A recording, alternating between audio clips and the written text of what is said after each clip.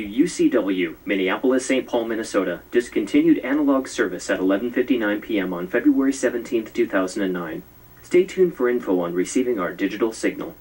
WUCW, Minneapolis, St. Paul, Minnesota. Descontinuará su señal análoga el 17 de febrero a las 11:59 p.m.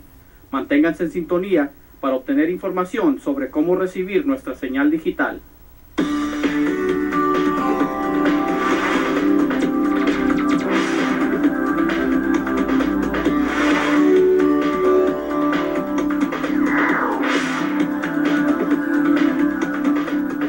Hello, I'm Mike DeSerio from the National Association of Broadcasters.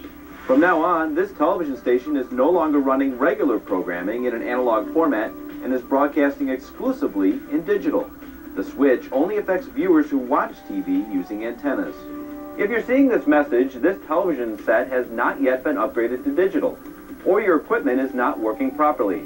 If you subscribe to a pay TV service like cable or satellite, you should call your provider immediately. This short program is designed to help viewers upgrade to digital. We'll help you set up a converter box, talk about antennas, and answer many questions about digital television.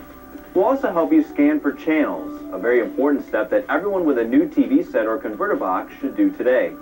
Please keep watching this entire program. At the end, we'll provide a phone number for more information.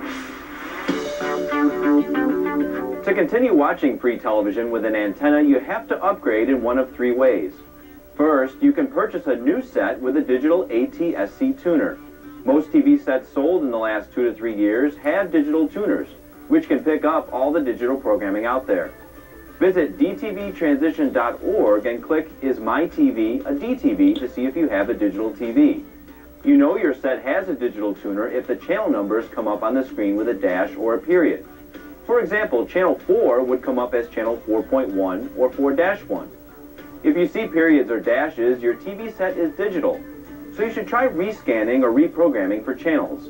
More on rescanning in a minute. Second, you can purchase a converter box which makes digital programming viewable on older TVs. Converter boxes cost between $40 and $70, and in a few minutes I'll show you how to set one up. It's the least expensive way to upgrade, and the federal government has been offering $40 coupons to help purchase these boxes, but these coupons could take 6 weeks or more to receive in the mail. However, you can always buy a converter box at the regular price. The third way to upgrade is to subscribe to a pay TV service like cable, satellite, or a telephone company television service.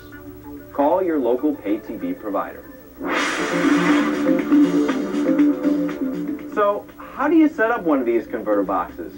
It takes a few simple steps. Each unit comes with a remote control and a coaxial cable. It may also have audio-video cables with yellow, red, and white plugs like this, and may have a separate power supply and cord. First, locate the cable that's currently running from your antenna to the TV, take it out of the antenna or VHF jack on the TV, and put it into the antenna in jack on the converter box. This may also be labeled something like RF in or from antenna. Next, take the coax cable that was supplied with the converter box, put that in the antenna out jack on the box, and this may also be labeled something like RF out or to TV, and then put the other end of the coax into the antenna in jack on the TV. Or you can use audio-video cables instead of the coax, if you have the cables and your set has the corresponding inputs. If you have a VCR or DVD player, however, you can use those particular cables to connect the converter box with either of those devices. Finally, turn your TV on and put it on channel 3 or 4. If you're using the audio-video cables for hookup, then select the TV to AV or video. Then, plug the converter box power cord into a wall outlet. Turn on the converter box using the remote, and you should see the output of the converter box on the TV screen. It usually appears with a setup menu. It will either prompt you to scan for local channels, or it will do so automatically. You may also need to go to Menu and select Setup to auto-program or scan in channels. Now, what if you already hooked up the converter box properly, scanned for channels, but you're seeing this message right now? Why is that?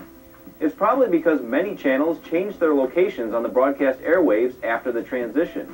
To make sure you're getting all the channels available, you should rescan your converter box or digital television set. Otherwise, you might miss some of the channels you received in the past. Rescanning for channels is relatively easy, but each TV and converter box is different. So if you're having trouble rescanning, review the instructions or owner's manual.